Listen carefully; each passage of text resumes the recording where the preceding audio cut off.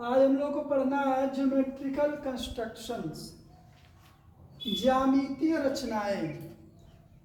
इसमें देख लीजिए, रचना जहाँ भी करने के लिए आएगा आपका 2-4 नंबर जो भी है, तो उसमें आपको रचना के जो पद होते हैं, चर होते हैं, वो लिखना पड़ता है। तो वो लिखना बहुत ईजी है।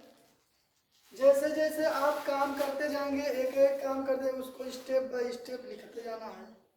वही रचना के चरण है।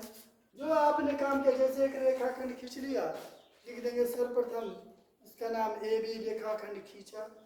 उसके बाद जो आप काम करेंगे वो सबको लिखते जाना है। सबसे पहला पॉइंट है इसमें, रेखाखंड का विभाजन। रेखाखंड का विभाजन। रेखाखंड, अब देख लीजिए, रेखाखंड। रेखा जो होती है उसको आगे या पीछे बढ़ाने पर वो कहीं खत्म नहीं होती है, वो इनफाइनाइट तक जाती है, उसको कहते हैं रेखा। उसमें दोनों तरफ एरो लगी रहती है। अगर साइन उसको दिखाना होता है तो उसमें दोनों तरफ एरो लगी रहती है, उसको बोलते हैं रेखा। रेखाखंड, खंड मतलब होता है टुकड़ा। रेखा के एक टुकड़े को रेखाखंड कहते हैं, जिसकी लंबाई फिक्स होती है, ना उसको आगे न पीछे कहीं नहीं बढ़ा सकते। ये लंबाई फिक्स है तो ये इतना ही रहेगी, इससे अधिक नहीं हो सकती, ना कम। कोई रेखाखंड दिया गया है, उसको जो है विभाजन करना है। तो देख लीजिए, आप पीछे नीचे क्लासों में पढ़े होंगे, जैसे एक लाइन सेगमेंट है ए बी, इसको 2 इक्वल पार्ट में डिवाइड करना हो, समद्विभाजन करना हो उसका। तो ये नीचे क्लास में आपको, इस क्लास में ये नहीं पढ़ना पड़ेगा, लेकिन आज बता दे रहा हूं। देखो, यहां पर अपना रखेंगे प्रकार, प्रकार यहां रखेंगे। इसमें आधे से अधिक दूरी उसमें भर लेंगे। एक आर्क ऊपर चाप लगाएंगे, एक चाप नीचे, फिर वही प्रकार में जो दूरी भरे वही रहेगा। उसको दूसरे पॉइंट पर रखेंगे और यहाँ से एक आर्क ऊपर और एक आर्क नीचे लगा लेंगे। अब देखो, इसमें स्टेप बाय स्टेप रचना के चरण भी लिखते जाएंगे। लिखेंगे सर्वप्रथम, या सबसे पहले ए बी रेखाखंड खींचा, जो भी उसमें माप दिया होगा 7 सेंटीमीटर 8 सेंटीमीटर जितना का होगा, रेखाखंड खींचा। ए को केंद्र मानकर, ए को केंद्र मानकर मतलब जहां आपको प्रकार फिक्स करना वो उसका सेंटर हो जाएगा। ए को केंद्र मानकर एक आर्क ऊपर, मतलब एक चाप ऊपर और एक चाप नीचे, ठीक। अब बिंदु बी को केंद्र मानकर उसी दूरी से एक चाप ऊपर और एक चाप नीचे, जो एक दूसरे को सी और डी पर काटते हैं। अब दोनों पॉइंट को डॉट डॉट करके मिला देंगे। जहां ये पॉइंट काटेगा,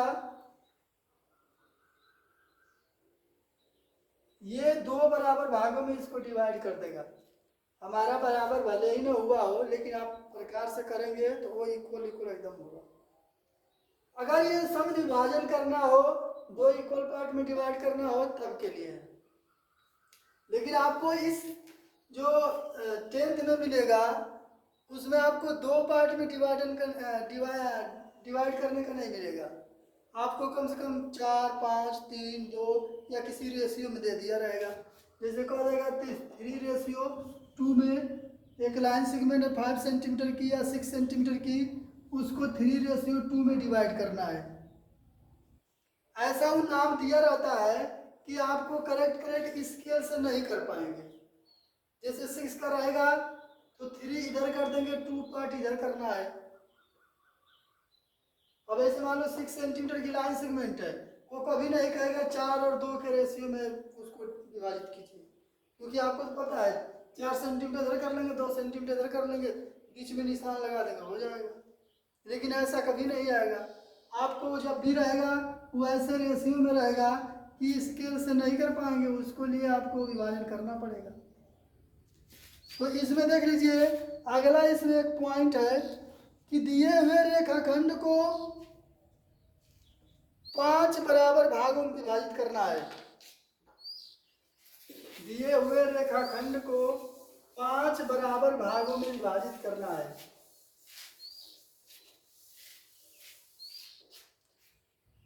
एक लाइन सेगमेंट है आपका,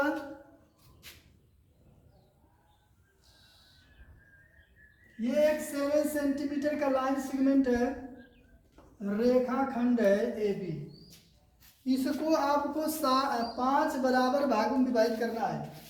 5 बराबर भाग में इसको विभाजित करना है। देखो दो तरीका होता है, जो आपको इजी लगे लगा लेना। दोनों तरीके बता दे रहा हूं। यहां पर एक न्यून कोण बनाती हुई लाइन खींचेंगे। न्यून कोण समझते हो? Acute angle. एक्यूट एंगल का मतलब कि ऐसा एंगल जिसका वैल्यू 90 से कम और 0 से अधिक हो। ठीक है, उसको कहते हैं एक्यूट एंगल।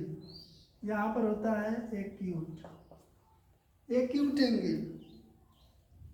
यहां पर एंगल मान लो हम बना लिए 60 डिग्री का, 60 डिग्री का एंगल बना लो।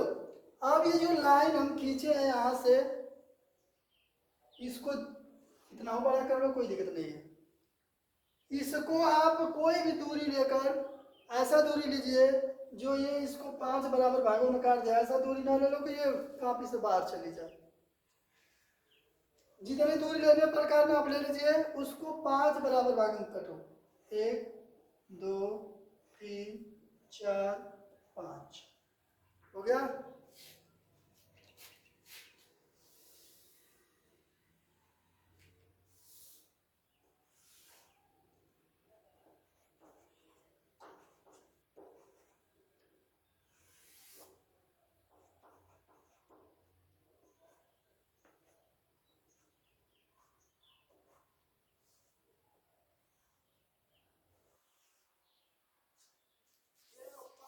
भागों में बढ़ गया, 1 2 3 4 5। अब जो लास्ट वाला है उसको इस पॉइंट से मिला दो।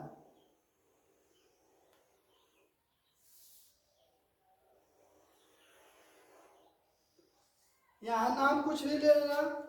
जैसे मान लो हम यहाँ कर दिए P1 P2 P3 P4 P5, नाम कुछ भी लिख सकते हो, कोई दिक्कत नहीं। अब P5 को B से मिला दिया गया। यहाँ पर एक एंगल बन गया, कोण बन गया। अब इसी एंगल के बराबर हर पॉइंट पर आपको एंगल बनाना है। तो जब एंगल के बराबर एंगल बनाना आता होगा आपको तो कोई समस्या नहीं होगी। अगर नहीं आता होगा तो समस्या होगी। तो उसको भी देख लो, यही बता दे रहा हूं। आपको इस एंगल के इक्वल यहां पर एंगल बनाना है।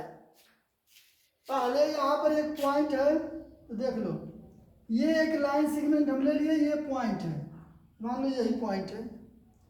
इस पॉइंट पर यहां पर अपना पहले प्रकार रखो, एक आर्क ऐसे लगा दो। फिर यहां पर अपना कंपास रखो, यहां से एक आर्क लगा दो। लग गया। यहां पर भी वही काम करेंगे, यहां रखेंगे अपना प्रकार और एक आर्क ऐसे लगाएंगे। फिर यहाँ पहले यहाँ रखना है, ऐसे एक आर्क लगा लेंगे, ये हो गया। और उसी से यहाँ भी लगा लेना है, ऐसे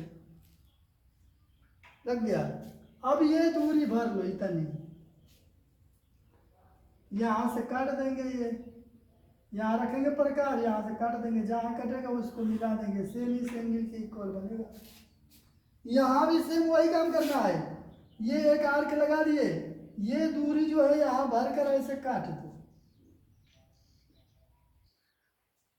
ऐसे काट दो। जहां कट रहा है उसको ऐसे मिलाकर आगे बढ़ा दो। हर पॉइंट पर ऐसे ही करना है। 1 2 3 4 5 इक्वल पार्ट में डिवाइड हो गया। ये जो लाइन सेगमेंट था आपका वो 5 इक्वल पार्ट में डिवाइड हो गया। यही करना था। एक तो ये तरीका है, दूसरा तरीका देखो, इसमें ध्यान देना है आपकी जब भी ये कंस्ट्रक्शन पढ़ते हैं तो उसमें जो पेंसिल की नोक होनी चाहिए एकदम पतली होनी चाहिए। जब मोटी होगी तो उसमें कुछ कुछ पॉइंट आगे बढ़ता जाएगा और लास्ट में पता चलेगा कि ये पतला हो गया पार्ट। बाकी सब थोड़ा थोड़ा अगर बढ़ेगा तो आपको लगेगा इस तरह से कुछ नहीं होगा, लेकिन सब में से बढ़ता जाएगा तो लास्ट में छोटा पड़ जाएगा। इसलिए आपकी पेंसिल की नोक पतली होनी चाहिए। इसमें देख लो दूसरा उपाय, एक 7 सेंटीमीटर का लाइन सेगमेंट खींच लेंगे, यहाँ पर एक एक्यूट एंगल न्यून कोण बनाती हुई लाइन खींच देंगे, जितने का एंगल यहाँ बनेगा। अब वही सेम एंगल का एक लाइन इधर खींच लेंगे, ये भी 60 डिग्री का, जितने का एंगल यहाँ रहेगा उतने का यहाँ रहना चाहिए। इसको कोई दूरी आप प्रकार में भर लो, उसको जो है यहाँ से जितने पार्ट में उसको डिवाइड करना, 5 बराबर भाग में बांटना है, 5 भाग में काट लो, 1 2 3 4 5 हो गया। उसी से सेम इसको भी काटना है, 1 2 3 4 5 हो गया। इस लास्ट वाले को इससे मिला दो और इस लास्ट वाले को इससे मिला दो। ये वाली लाइन इससे मिलाते जाओ, क्रम से मिलाते जाओ। 1 2 3 4 5 पार्ट में डिवाइड हो गया। तो ये जो है थोड़ा इजी है, लेकिन आपको स्केल लगाने में और पेंसिल की नोक पर डिपेंड करता है, नहीं तो पता चलेगा कि थोड़ा थोड़ा जिधर से आप खींचेंगे तो थोड़ा थोड़ा अगर बढ़ाएंगे तो लास्ट में चल के छोटा हो जाएगा। तो पेंसिल पतली होनी चाहिए और स्केल एकदम सेट ऐसे लगाना है कि थोड़ा भी आगे पीछे ना हो। कंस्ट्रक्शन में ये ध्यान दिया जाता है, नहीं तो उसको खींचने के लिए कोई भी खींच देगा लेकिन सही नहीं बन पाएगा। ये है, अब कोई भी लाइन सेगमेंट रहेगा रेखाखंड, उसको आपको जितने पार्ट में डिवाइड करना है डिवाइड कर सकते हैं, कोई दिक्कत नहीं है। और इसी टाइप के जितने हैं अब उसको देख लो, अगर कहा जाएगा कि 3:5 में 3:2 में उसको डिवाइड कीजिए, पार्ट में बांटिए, 2:3 में इसको 7 सेंटीमीटर की रेखाखंड को 3:2 में बांटिए। तो उसको कैसे बांटेंगे उसको देख लो, कुछ नहीं करना, सेम काम वैसे ही करना है। आपको इन दोनों अनुपातों को, उसमें नाम नहीं दिया रहेगा, 5 बराबर भागों में बांटिए, ये कह देगा 3:2 में बांटिए। तो 3:2 में बांटने का मतलब इन दोनों अनुपातों को पहले ऐड कर लो, कितना हो जाएगा 5। तो ये 5 भाग में आपको बांट लेना पहले। तो पहले क्या करना है, इसमें 5 निशान लगा लेना, ऊपर भी लगा लेना। हमको चाहिए 3 और 2 के अनुपात में, तो हमको पूरी लाइन खींचने की जरूरत नहीं है, बस यहाँ से गिन लो 1 2 3, जो तीसरी लाइन है उसको बस मिला दो, 1 2 3, 3 पार्ट इधर हो जाएगा, 2 पार्ट इधर हो जाएगा, ये हो जाएगा 3:2। बस यही लाइन खींचना है आपको, और कुछ नहीं खींचना है, बस एक लाइन ये वाली, इधर का 3 हिस्सा हो जाएगा, इधर 2 हिस्सा हो जाएगा, दोनों हिस्सा मिलाएंगे 5 हिस्सा हो जाएगा उसका। ये अनुपात में जब रहेगा तब, जब वही काम जब होगा जैसे 3:5 के रेशियो में बांटना होगा, तब देखो क्या करेंगे, जितना उसका हर रहेगा डिनोमिनेटर उसी के इक्वल इसको पार्ट में डिवाइड करना है। तो 3/5 है तो 3 खाना इधर से गिन लेंगे, 1 2 3, यहाँ निशान लगा देना, यहीं पर जो पॉइंट होगा वो इसको मान लो डिवाइड करेगा 3/5। ये यहाँ से यहाँ तक का हिस्सा होगा 3/5। ये कैसे होता है देख लो, ये जब फ्रैक्शन पढ़ाए होंगे तुम लोग को बताए होंगे, 1 2 3 4 5 पार्ट हो गया, 1 2 3 4 5। अब इसमें से मान लो हम 3 को कलर कर दिए तो पूछा जाएगा कि कितना पार्ट कलर किया गया है, तो उसको लिखते हैं 3 और टोटल कितना पार्ट होता है 5। इसमें भी वही है, पूरा टोटल कितने भाग किया गया है 5, उसमें से लिया कितना गया है 3, हो जाएगा 3/5। अगर वही 2/5 रहेगा, 2 इधर रहेगा 3 इधर हो जाएगा, तो जहाँ काटेगा वहाँ 2/5 हो जाएगा। ये जब तो रेशियो में रहेगा तब, या 5 बराबर भागों में बांटना होगा तब, या फ्रैक्शन में दिया होगा तब, तीनों में यही प्रोसेस होगा, उसमें आप बांट सकते हैं। अब इसमें से लगाना जो दिक्कत होगी फिर अगले क्लास में आपको बता देंगे।